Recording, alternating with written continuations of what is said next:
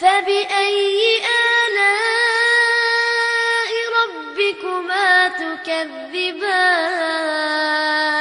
Kita bacakan hadis 1051. Wa an Abi Hurairah radhiyallahu anhu anin Nabi sallallahu alaihi wasallam qala idza da'a ar-rajulu imra'atahu ila firashihi fa'abad an taji'a fabata ghadbana la'anatha al-mala'ikatu hatta tusbih.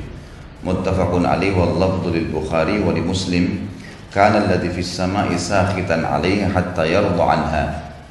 Sebelum saya baca terjemahan hadis ini menjelaskan sebenarnya tentang adab bagaimana suami istri berhubungan biologis, dan ini termasuk berhubungan dengan hadis 1050 yang lalu. Kalau 1050 yang lalu dianjurkan agar membaca doa sebelum berhubungan biologis, dan yang ditekankan, diwajibkan adalah laki-laki, sementara perempuan itu hukumnya sunnah. Jadi memang laki-laki harus memperhatikan agar jangan sampai dia tidak membaca doa. Boleh jauh sebelum berhubungan biologis ataupun pada saat akan berhubungan biologis, dan itu manfaatnya besar karena kalau dia membacanya tidak ada syaitan yang partisipasi dalam biologis tersebut. Dan yang kedua, kalaupun lahir hamil istrinya nanti, anaknya tidak akan diganggu oleh syaitan. Kata para ulama hadis, tidak akan nakal dan mudah untuk menerima nasihat-nasihat agama. Termasuk juga adab sebelumnya ada 1049 tentang tidak boleh menggauli wanita di dubur, dan sudah juga saya jelaskan masalah ini, serta bolehnya melakukan hubungan dengan cara apapun selama bukan yang diharamkan. Yang diharamkan hanya meletakkan kemaluan di dubur dari laki-laki ke dubur perempuan, itu saja yang diharamkan. Selain daripada itu maka dibolehkan. Dan bab istimta ini, bab saling menikmatin suami istri, itu sangat terbuka lebar. Jadi tidak ada larangan kecuali hanya dubur saja. Dan juga nanti akan ada hadis tentang tidak bolehnya menggauli kalau sedang haid dan nifas di kemaluan. Tetapi selain kemaluan tetap dibolehkan. Sebagaimana hadis Bukhari menjelaskan, Aisyah radhiyallahu anha mengatakan, kami kalau sedang berhalangan dan ingin digauli oleh Nabi SAW, maka Nabi SAW menyuruh kami mengeraskan kain di tempat kemaluan, kemudian beliau menggauli kami. Hadis ini 1051 menjelaskan masuk dalam adab hubungan biologis dan juga tentang karakter laki-laki yang pernah saya sebutkan yang lalu.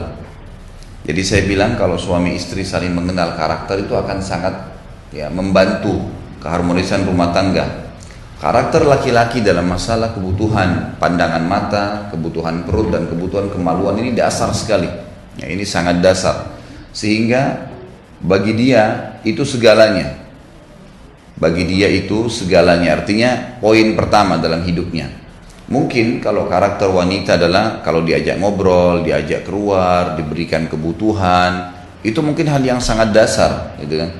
Pada saat diajak ngobrol, diberikan perhatian, kemudian apa kebutuhannya dipenuhi, mungkin mau belanja ini, mau belanja itu dipenuhi, maka kejiwaan secara otomatis terbuka untuk bisa lebih dekat dengan pasangan.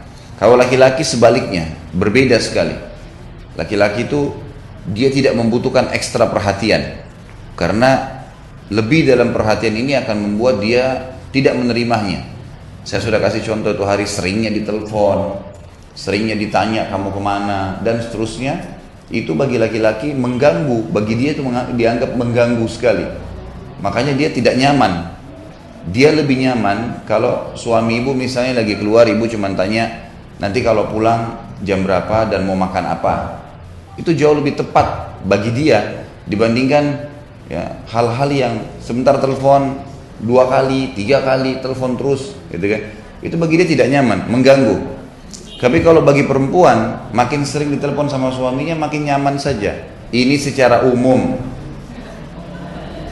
Jangan tarik ke masalah pribadi. Ingat, hadis-hadis ke depan ini agak peka. Jadi jangan pakai perasaan dan jangan bayangkan dirinya ibu, ya. Kita bicara masalah hukum. Nah, dari awal saya sudah bahasakan. Jadi laki-laki secara karakter memang dia sulit untuk disentuh dari masalah-masalah yang biasa tersentuh wanita. Perempuan secara umum kalau perhatian, dipenuhi kebutuhan apa yang dia mau beli dan seterusnya, itu adalah hal-hal dasar. Kalau laki-laki berbeda. Kebutuhan dasar dia, apa yang dia lihat dengan matanya, apa yang masuk ke perutnya, dan apa yang dibutuhkan oleh biologisnya. Jadi kemaluannya. Dan dari tiga ini, yang paling mendasar lagi adalah masalah biologisnya. Makanya kita akan temukan hadis-hadis Nabi, yang termasuk hadis yang akan kita baca nanti ini, secara zahirnya, kelihatannya, seakan-akan menekan wanita. Seakan-akan begitu ya. Padahal sebenarnya bukan itu maksudnya. Kata ulama hadis, justru ini bentuk kasih sayang Allah kepada wanita agar dia bisa mendapatkan ya suaminya apa yang selama ini dia inginkan. Maksudnya dari suami ini kedekatan, cintanya, perhatiannya itu akan datang justru karena biologisnya terpenuhi. Ini poin dasar yang disebutkan atau yang diambil nanti dari hadis 1051. Saya bacakan terjemahannya, dan ini ilmu, jangan dibawa ke perasaan. Dan dengarkan nanti apa penjelasan hadisnya gitu, yang supaya jelas. Dari Abu Hurairah anhu bahwa Nabi SAW bersabda, apabila seorang suami mengajak istrinya ke tempat tidur, ini bahasa kiasannya, artinya berhubungan biologis, baik itu di tempat tidur atau di tempat lain, selama itu bukan tempat yang diharamkan, gitu kan? Tentu ada tempat yang tidak boleh ya, seperti WC misalnya, gitu kan? Itu tidak dibolehkan berhubungan biologis karena tidak bisa berzikir kepada Allah. Sementara sebelum biologis dianjurkan untuk ya, untuk membaca doa. Dan WC yang tidak boleh, tetapi kamar mandi dibolehkan. Kamar mandi secara umum dibolehkan. Karena Aisyah radhiyallahu anha pernah berkata dalam hadis Bukhari, kalau beliau pernah ya di dalam satu bak mandi bersama Nabi SAW, tidak ada penghalang selembar kain pun kecuali air-air yang ada. Jadi kalau di bak mandi itu tidak ada masalah. Tapi kalau berhubungan biologis di klosetnya itu yang tidak boleh. Karena di kloset secara mutlak tidak boleh zikrullah. Sementara sebelum berhubungan biologis itu memang harus baca doa. Ya sudah bagaimana kita jelaskan di hadis 1050. Kalau seandainya seorang suami mengajak istrinya ke tempat tidur, bahasa kiasan yang artinya ke hubungan biologis, tapi ia menolak untuk datang, lalu sang suami marah sepanjang malam, maka para malaikat melaknatnya, sang istri, hingga datang pagi. Hadis muttafaqun alaih dan lafadznya menurut Bukhari, menurut riwayat Imam Muslim, yang ada di langit, maksudnya Allah murka padanya hingga suaminya memaafkannya. Hadis ini memiliki banyak sekali hukum syar'i. Yang pertama adalah suami istri, terutama dalam masalah istri di sini khususnya, harus selalu mendahulukan kebutuhan biologis suaminya. Hal mendasar, sebagaimana ada hal mendasar yang dibutuhkan oleh wanita.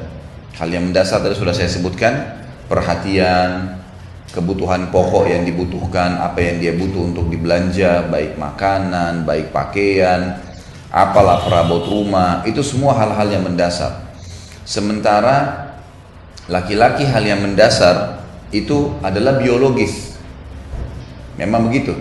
Maka di sini seorang istri harus peka menangkap masalah tersebut. Jadi jangan heran kalau misalnya ibu melayani dengan bagus, sampai pernah ada yang WhatsApp ke saya mengatakan, Ustaz, bagaimana saya harus membahasakan ke suami saya kalau dia minta terus berhubungan biologis, gitu kan? Jadi saya sudah berapa kali melayani tetap saja dia minta. Loh, saya membahasakan, mestinya ibu mengatakan alhamdulillah karena suaminya melampiaskan ke ibu, gitu ya. Ini bahasanya, ya. Sebentar, jangan bawa perasaan. Hah? Ya, ibu bayangin 10-20 kali wajar lah. Kalau orang 2-3 kali enggak, itu kan wajar. Kalau ibu bayangkan ini sekian puluh kali, wajar ibu mengatakan itu tidak normal. Tapi kalau suaminya masih mau melakukan hubungan biologis dan sama dia membahasakan ke dia, dia pun masih punya kemampuan, bukan orang sakit, masih normal. Permasalahannya apa? Gitu kan? Karena syaitan ini masuk ke dalam jiwa manusia, ke semua pintu, apa saja. Misal, kita punya pintu berbuat dosa, syaitan masuk di situ. Kalau tidak bisa, kita suka ibadah, maka di ibadah itu Ibadah itu kalau bisa ditinggalkan